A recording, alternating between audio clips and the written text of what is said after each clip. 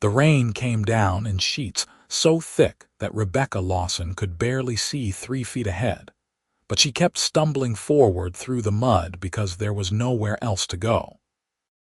Her father had thrown her belongings into the dirt yard of their homestead 2 hours ago, screaming that no daughter of his would bring such shame upon their family.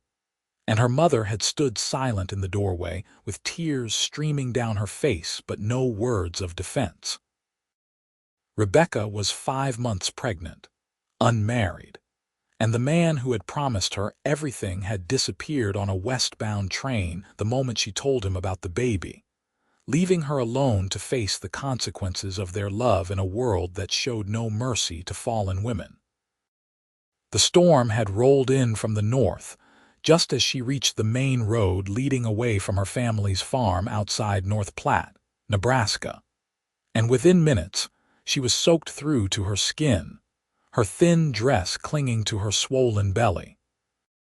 It was April of 1882, and the spring storms in this part of the country could be vicious, bringing cold rain that chilled you to the bone and wind that felt like it would tear you apart.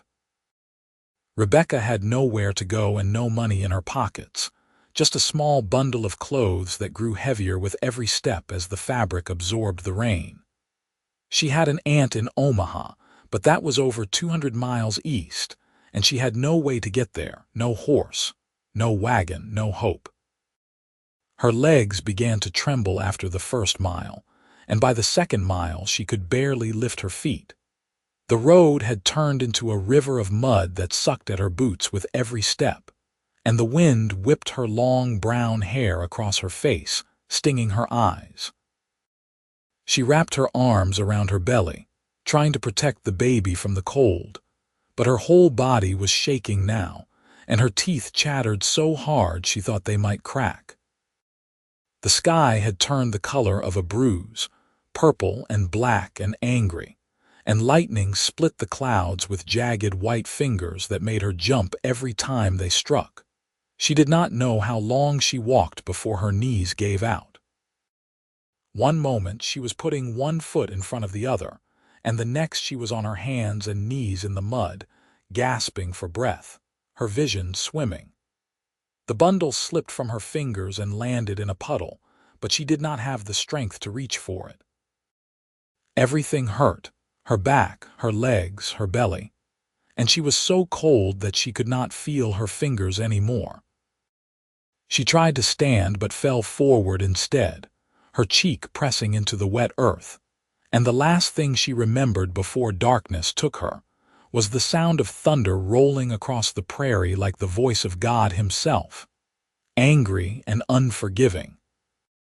Zachary Brooks was riding back to his ranch when he saw something lying in the middle of the road ahead.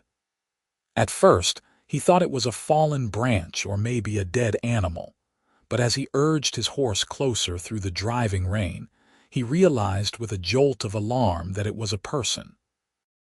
He was off his horse in seconds, kneeling in the mud beside the crumpled form, and when he turned the body over gently, his breath caught in his throat.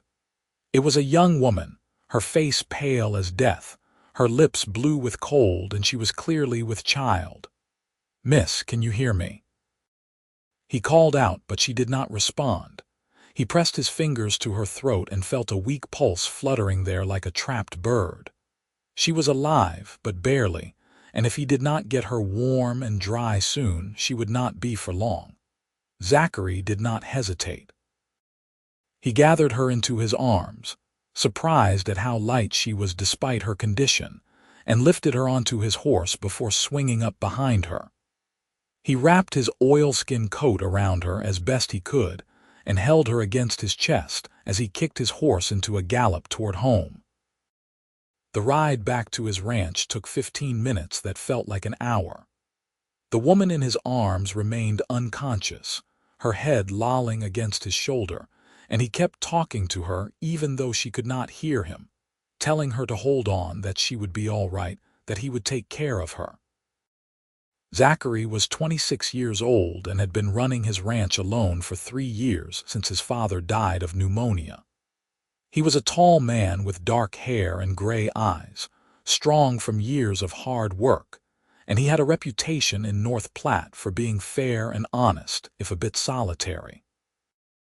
He rarely went into town except for supplies, and he had never courted any of the local girls, much to the disappointment of several hopeful mothers who thought he would make a good match for their daughters.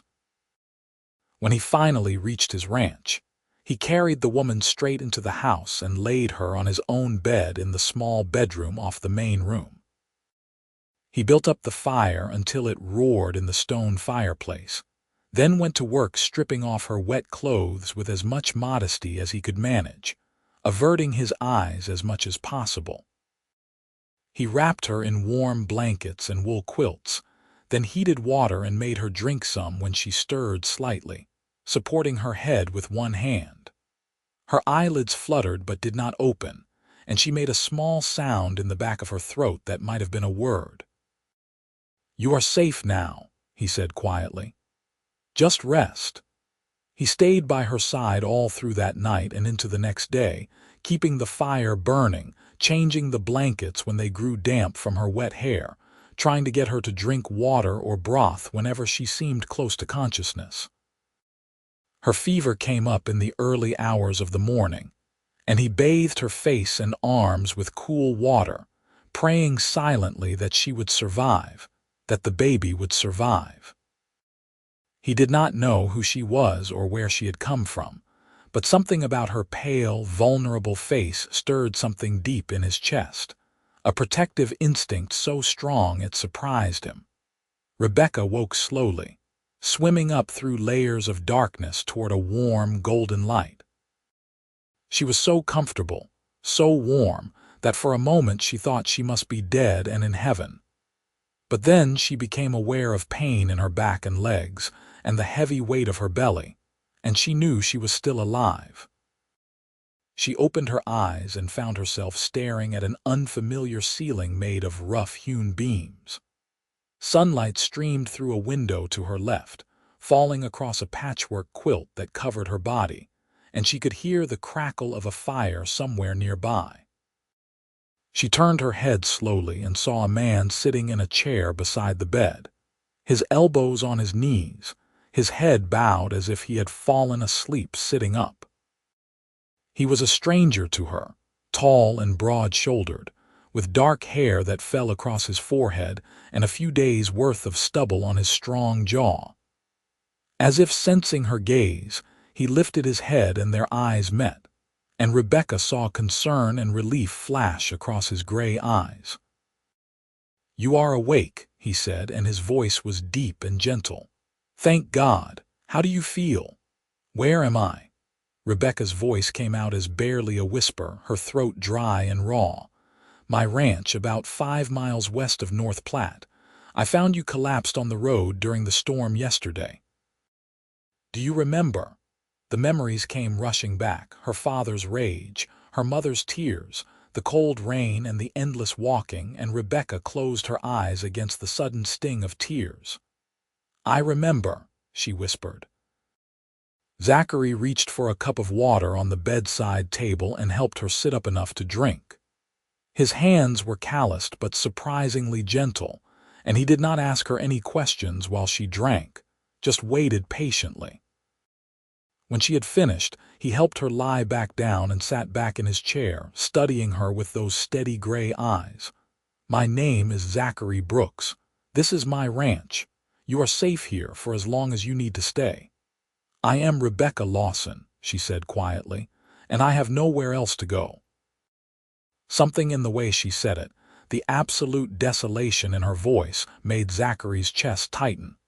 He leaned forward, resting his forearms on his knees.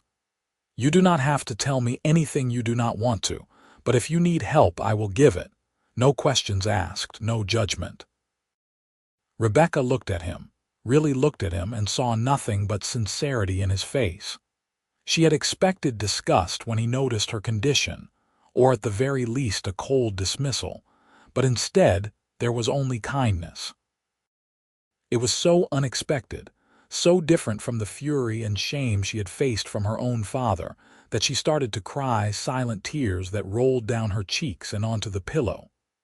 "I am sorry," she managed to say between sobs. "I am so sorry." "You have nothing to apologize for," Zachary said firmly. He stood and moved to the small window, giving her privacy for her tears.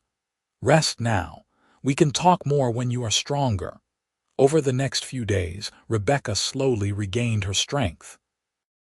Zachary proved to be an unexpectedly good caretaker, bringing her meals that he cooked himself, simple but nourishing food, beef stew and fresh bread and tea sweetened with honey. He was careful to give her space, never pushing for her story, never making her feel uncomfortable. He had moved himself out to the small bunkhouse where his ranch hands stayed during the busy season, though currently he had no hands working for him, and he only came into the main house to bring her food or check on her welfare. On the fourth day, Rebecca felt well enough to get out of bed and dress in some clean clothes that Zachary had brought her. They had belonged to his mother, he explained, and though they were a bit old-fashioned, they fit well enough. She found him outside mending a fence, his shirt sleeves rolled up to reveal strong forearms, and she stood on the porch watching him work for a moment before he noticed her. "You should not be out of bed," he said, straightening up with concern written across his face. "I have been in bed for 4 days. I needed to move around," Rebecca said, "and I wanted to thank you properly. You saved my life and my baby's life. I do not know how I can ever repay you." Zachary walked toward her, wiping his hands on his work pants. "You do not owe me anything. I did what any decent person would do." "Not everyone would have," Rebecca said quietly. "Not for someone like me." "Someone like you?" Zachary's eyebrows drew together. "You mean a woman in trouble that makes you more deserving of help, not less." His words were so matter-of-fact, so completely without judgment, that Rebecca felt tears prick at her eyes again. She sat down on the porch steps because her legs were still a bit shaky, and after a moment, Zachary sat down beside her, keeping a respectful distance. "My father cast me out," she said, the words tumbling out before she could stop them. "When he discovered I was pregnant, the man who promised to marry me left town the day I told him about the baby. My father said I was a disgrace to the family, that I had shamed them all. He threw me out into the storm and told me never to come back." Zachary was silent for a long moment, and when Rebecca dared to glance at him, she saw that his jaw was clenched tight and his hands were curled into fists on his knees. "Your father is a fool," he said finally, his voice rough. "And the man who left you is a coward. Neither of them deserves you." Rebecca let out a shaky breath. "I do not know what to do. I have an aunt in Omaha, but I have no money to get there, and I do not even know if she would take me in. I have nothing, no prospects, no future. No one will hire a pregnant woman with no husband." "You can stay here," Zachary said immediately, "for as long as you need, until the baby comes, and after if you want. I have plenty of room and I could use some help around the place. Someone to cook and keep the house, tend the kitchen garden. I can pay you a fair wage." Rebecca stared at him in disbelief. "You do not even know me. Why would you do this?" Zachary met her eyes, and there was something intense in his gaze that made her heart skip. "Because it is the right thing to do, and because I want to." So Rebecca stayed. At first she insisted on earning her keep, and despite Zachary's protests that she should rest, she began taking over the cooking and cleaning.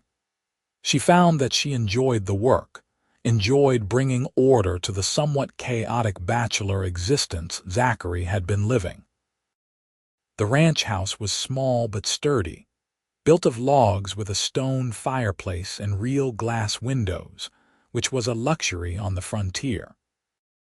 There was the main room that served as kitchen and living space, Zachary's bedroom, and a small loft above that he said she could use, once she was able to climb the ladder comfortably. They fell into an easy routine. Zachary would rise before dawn to tend to the horses and cattle, and Rebecca would make breakfast, filling the house with the smell of coffee and bacon and fresh biscuits. They would eat together at the small wooden table, and Zachary would tell her about his plans for the day. After he went out to work, Rebecca would clean the house, tend the garden, and prepare the midday meal. In the evenings, they would sit by the fire and slowly, bit by bit, they began to talk about their lives. Zachary told her about growing up on this ranch, about his mother who had died when he was 12, and his father who had taught him everything about raising cattle and horses. He told her about the loneliness of running the place alone, about the hard winters and the dry summers, about the constant work that never seemed to end. He spoke plainly, without self-pity, but Rebecca could hear the loneliness beneath his words. She told him about her childhood on a small farm, about her 3 younger sisters who she missed terribly, about her mother who had loved her, but had not been strong enough to stand up to her father's rage. She told him about Thomas, the man who had courted her with sweet words and promises, who had seemed so charming and sincere until the moment his true character was revealed. Zachary listened without interrupting, and when she cried, he simply handed her his handkerchief and sat quietly until she composed herself. As the weeks passed, Rebecca felt herself growing stronger, and not just physically. There was something healing about the simple routine of their days, about the honest work and the quiet companionship. Zachary treated her with unfailing respect and kindness, and gradually she began to trust him in a way she had never trusted anyone. She found herself looking forward to meal times, to the sound of his boots on the porch when he came in from working, to the rare smile that would transform his usually serious face. One evening in late May, they were sitting on the porch watching the sunset paint the sky in shades of orange and pink. Rebecca was 7 months along now, her belly large and round, and the baby had been moving all day, little kicks and rolls that never ceased to amaze her. Without thinking, she put her hand on her stomach and Zachary noticed the gesture. "Is the baby moving?" he asked quietly. Rebecca nodded. "All the time now. Sometimes it feels like there is a whole dance happening in there." "That is a good sign. Means the baby is strong." They sat in comfortable silence for a while longer, and then Zachary spoke again, his voice careful. "Have you thought about what you will do? After the baby comes, I mean. You are welcome to stay as long as you want, but I imagine you might want to contact your aunt or make other plans." Rebecca had been thinking about exactly that question for weeks now, lying awake at night in the loft, staring at the ceiling. The truth was, she did not want to leave. She was happy here in a way she had never been happy before. She felt safe and valued and cared for, and she had begun to feel things for Zachary that went far beyond gratitude. But she was also terrified of presuming too much, of mistaking his kindness for something deeper. "I have been thinking about it," she said slowly. "And I realize that I do not want to go to Omaha. I barely know my aunt and I would just be a burden to her. But I cannot stay here forever either. It would not be proper and people will talk." "Let them talk," Zachary said, and there was an edge to his voice. "I do not care what people say." "But I care," Rebecca said gently. "I care about your reputation. You have been so good to me, Zachary. I will not repay that by causing a scandal that could hurt your standing in the community." Zachary was quiet for a long moment, and then he turned to face her, his gray eyes intense in the fading light. "What if there was a way for you to stay without causing a scandal? What if people had no reason to talk?" Rebecca's heart began to beat faster. "What do you mean?" "I mean, what if we got married?" Zachary said, the words coming out in a rush. I know it is not a romantic proposal, and I know you have no reason to want to marry again after what that bastard did to you, but it would solve everything. You would have a home and security, and the baby would have a name, and I would have a wife and family, which is something I never thought I would have." Rebecca stared at him, her mind reeling. "Zachary, you cannot marry me just to give me security. That would not be fair to you." "Who says that is the only reason?" Zachary's voice was rough now, and he reached out and took her hand, his calloused palm warm against hers. "Rebecca, these past weeks with you here, they have been the happiest of my life. I wake up every morning looking forward to seeing you, to talking with you. You make this house feel like a home, and I care about you more than I probably should given the circumstances. I know you might not feel the same way, and if that is the case, I will never mention it again. But if there is any chance that you could come to care for me too, then I am asking you to marry me, not out of pity or obligation, but because I want to build a life with you." Rebecca felt tears streaming down her face, but for the first time in months, they were happy tears. "Oh, Zachary," she whispered, "I already care for you. I think I started falling in love with you the first time you gave me water and told me I was safe. I just never imagined that you could feel the same way about me, not with everything that has happened." Zachary's face broke into the biggest smile she had ever seen from him, and he lifted her hand to his lips and kissed it gently. "Does that mean you will marry me?" "Yes," Rebecca said, laughing through her tears. "Yes, I will marry you." They were married a week later by the circuit preacher who came through North Platte once a month. It was a simple ceremony in the small church in town, with only a handful of witnesses, but to Rebecca it was perfect. She wore a simple blue dress that Zachary had bought for her from the general store, and he wore his Sunday best, his dark hair slicked back and his face freshly shaved. When he slipped the gold ring onto her finger and promised to love and cherish her for the rest of his life, Rebecca believed him completely. The town gossips had plenty to say about Zachary Brooks marrying a pregnant woman who had appeared out of nowhere. But Zachary had been right. Neither of them cared. They returned to the ranch as husband and wife, and that night, for the first time, Rebecca slept in the bedroom that was now theirs, with Zachary holding her carefully in his arms, mindful of her belly.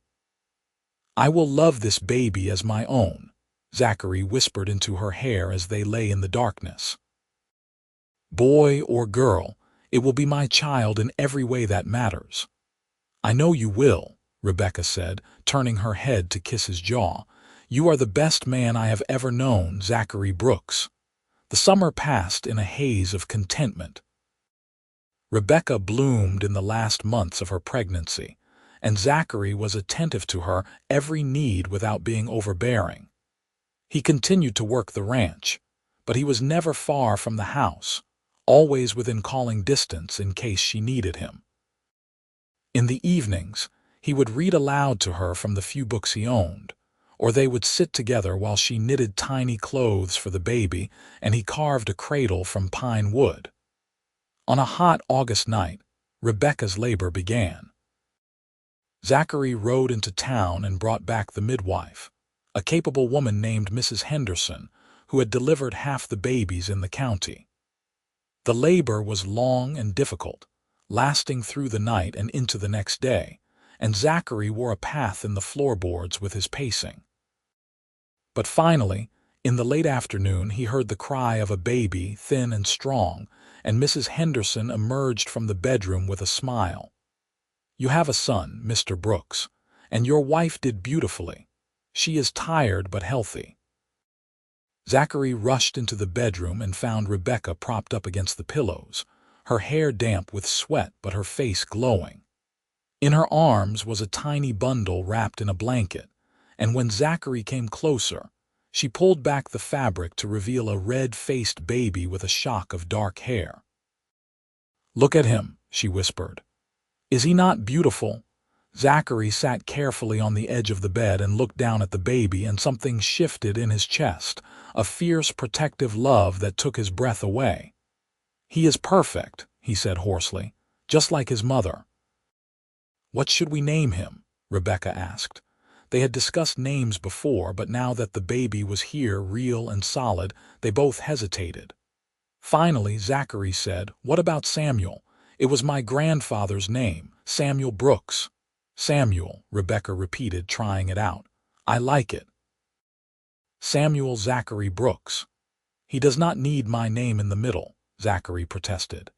"Yes, he does," Rebecca said firmly, "because you are his father in every way that matters." Mrs. Henderson stayed for 3 days to help Rebecca recover and to make sure the baby was nursing well.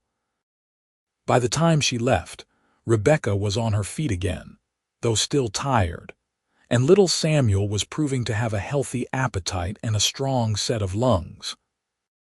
Zachary was completely besotted with his new son, and Rebecca often found him standing by the cradle in the middle of the night, just watching the baby sleep with an expression of wonder on his face.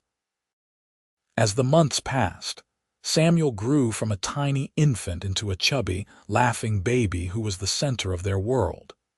He had Rebecca's brown eyes and Zachary's dark hair, and he was absolutely spoiled by both his parents. Zachary taught him to sit up, to clap his hands, and later to take his first stumbling steps, always there to catch him when he fell. Rebecca sang to him, told him stories, and watched with a full heart as Zachary played with their son on the floor in the evenings, both of them laughing with pure joy. The ranch prospered too.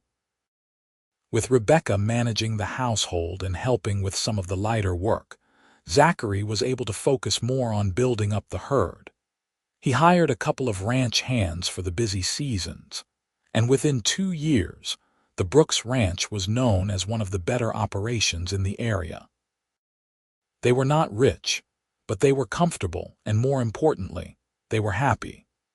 On their second wedding anniversary, Zachary surprised Rebecca by taking her into town for dinner at the hotel restaurant, leaving Samuel with Mrs. Henderson for the evening.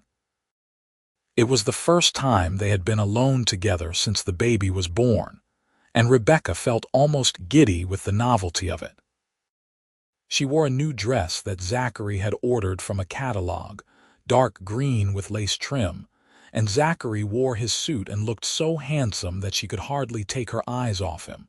Over dinner, Zachary reached across the table and took her hand. "I have been thinking," he said, "about that first night I found you on the road, about how it was the worst moment of your life, but it turned out to be the best thing that ever happened to me." "To both of us," Rebecca corrected gently. "Zachary, I was so lost that night, I thought my life was over. But you saved me, and not just from the storm. You gave me a reason to hope again, to believe that good men existed in the world. You gave me everything," Zachary said fiercely. "A wife, a son, a real home. I love you, Rebecca, more than I thought it was possible to love anyone." "I love you too," Rebecca said, her eyes shining with tears. "So much that sometimes it scares me." They went home that night and made love with a passion and tenderness that left them both breathless. And 9 months later, Rebecca gave birth to their second child, a daughter they named Rose Elizabeth Brooks. She had Rebecca's light brown hair and Zachary's gray eyes, and Samuel, now 2.5 years old, was fascinated by his tiny baby sister. Life continued its steady, beautiful rhythm. The children grew, Samuel into a serious, thoughtful boy who loved helping his father with the horses, and Rose into a bright, chatty little girl who followed her older brother everywhere. The ranch continued to grow and prosper, and Zachary and Rebecca's love only deepened with each passing year. Rebecca never heard from her father again, but her mother sent her a letter 5 years after she left, apologizing for not standing up for her and asking if she could visit and meet her grandchildren. Rebecca wrote back immediately, and her mother came to stay for a month that summer, marveling at the life her daughter had built. She cried when she saw how happy Rebecca was, how much Zachary loved her and the children, and she apologized over and over for not being stronger all those years ago. "I forgive you, Mama," Rebecca said, holding her mother's hands. "I understand now that fear can make us do things we are not proud of, but look how everything turned out. If Papa had not cast me out, I never would have found Zachary. I never would have known what real love felt like." Her mother returned home with stories of the beautiful ranch and the happy family, and eventually Rebecca's sisters began to write to her as well, one by one, rebuilding the connections that had been severed that terrible night in the storm. Rebecca welcomed them back into her life with an open heart, but she was careful to make sure they understood that Zachary was her family now, and Samuel and Rose were her first priority. 10 years after that fateful night when Zachary found her collapsed on the road, Rebecca stood on the porch of their ranch house, watching as Zachary taught Samuel, now 11, how to rope a calf. Rose, 8 years old, was helping her feed the chickens, chattering away about the new foal that had been born that morning. Rebecca was pregnant again, 6 months along, and this time she felt nothing but joy and anticipation. The afternoon sun was warm on her face, and a gentle breeze brought the smell of prairie grass and wildflowers. She put a hand on her belly and felt the baby kick, strong and insistent, and she smiled. Her life had not turned out the way she had once imagined it would, back when she was a naive girl believing the pretty lies of a smooth-talking man. It had turned out so much better. Zachary looked up from where he was working with Samuel and caught her eye. Even from across the yard, she could see the love in his face, and she knew that her own expression mirrored his. He had saved her life that night in the storm, but in truth, they had saved each other. She had given him the family and love he had always wanted, and he had given her a home and a future she never dreamed possible. "Mama, come look at the baby chickens," Rose called, tugging on her skirt, and Rebecca laughed and let herself be pulled along. That evening, after the children were in bed, Rebecca and Zachary sat together on the porch as they did most nights, her head on his shoulder, his arm around her waist. The stars were coming out one by one, filling the vast Nebraska sky with points of light, and somewhere in the distance, a coyote howled. "Do you ever think about that night?" Rebecca asked quietly. "The night you found me, sometimes," Zachary admitted. "I think about how close I came to taking a different road home. If I had, I never would have found you. Our whole life together would not exist." "But you did take that road," Rebecca said. "And you stopped when you could have just ridden past. You saved my life, Zachary." "And you saved mine," Zachary said, pressing a kiss to the top of her head. "We saved each other, Rebecca. That is what love does." They sat in comfortable silence for a while longer, both of them thinking about the journey that had brought them to this moment. From that terrible night of rain and rejection to this peaceful evening filled with love and contentment, they had traveled a long road together. There had been hard times along the way, difficult seasons and lean years, but they had faced everything together, and their love had only grown stronger. "I would do it all again," Rebecca said suddenly. "Every painful moment, every fear, every tear, because it all led me here to you and this life we have built." "So would I," Zachary said, his voice rough with emotion. "Every single day with you is a gift, Rebecca, every single one." The baby chose that moment to kick hard enough that Zachary could feel it against his hand, and they both laughed. "This one is going to be feisty," Rebecca said. "Just like their mother," Zachary teased, and Rebecca elbowed him gently in the ribs. They stayed out on the porch until the sky was fully dark and the air grew cool, reluctant to leave the peace of the moment. Inside, their children slept safely in their beds, and the house waited warm and welcoming. This was home, Rebecca thought. Not just the physical place, but the feeling of being exactly where you belonged, with the person you were meant to be with. When they finally went inside, Zachary banked the fire while Rebecca checked on the children one last time. Samuel was sprawled across his bed, one arm hanging off the edge, looking so much like his father that it made her heart squeeze. Rose was curled up with her favorite doll, her thumb in her mouth even though she insisted she was too old for such baby habits. Rebecca tucked the blankets around them both and whispered a prayer of gratitude for these precious lives. In their own bedroom, Zachary was already in bed, waiting for her.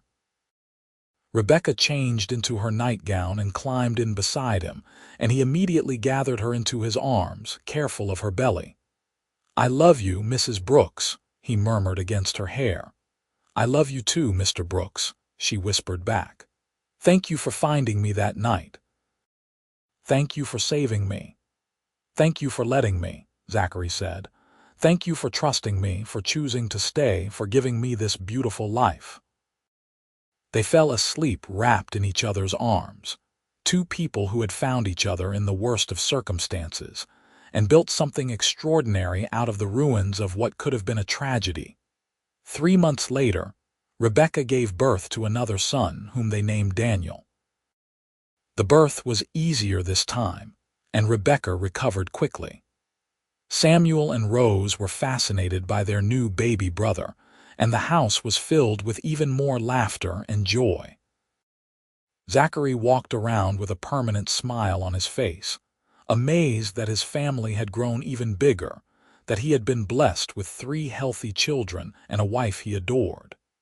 As the years continued to pass, the Brooks family became a fixture in North Platte. The ranch grew into one of the most successful in the county, and Zachary's reputation as a fair and honest man was unshakable. Rebecca became known for her kindness and generosity, always ready to help a neighbor in need, and their home was always open to those who needed a meal or a place to stay. Samuel grew into a fine young man who took over more and more of the ranch work as Zachary got older. Rose became a teacher at the local school, beloved by her students for her patience and creativity.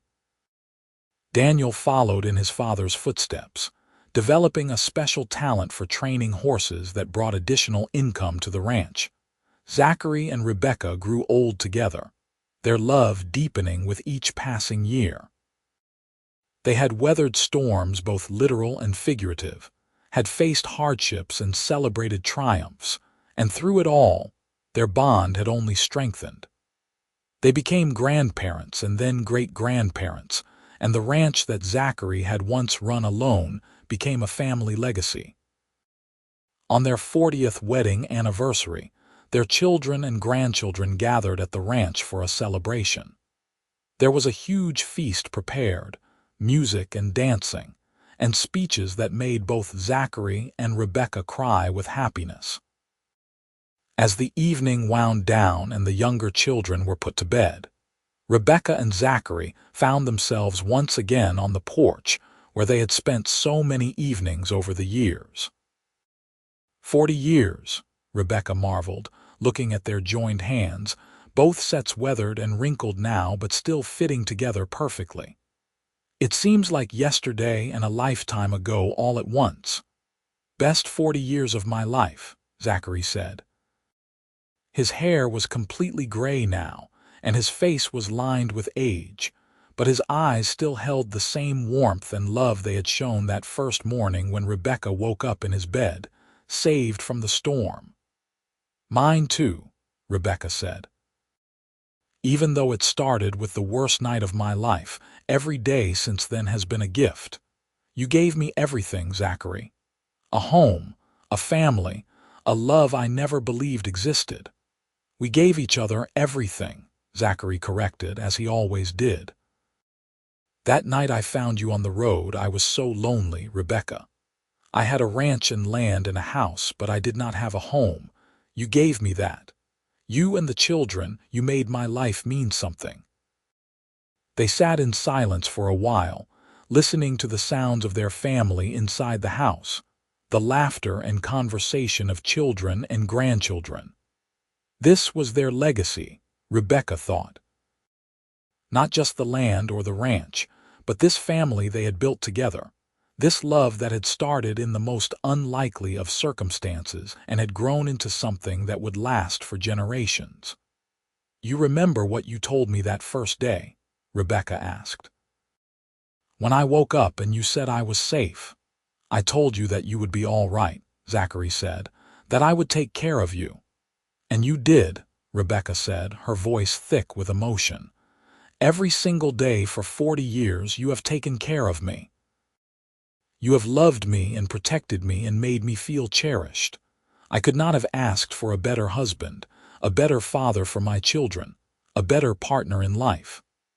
And I could not have asked for a better wife," Zachary said. "You are the strongest, bravest woman I have ever known, Rebecca. What you went through that night, the courage it took to keep going even when you thought you had lost everything. And then the trust you showed in me, a complete stranger. You could have said no when I asked you to marry me. You could have left when you were strong enough.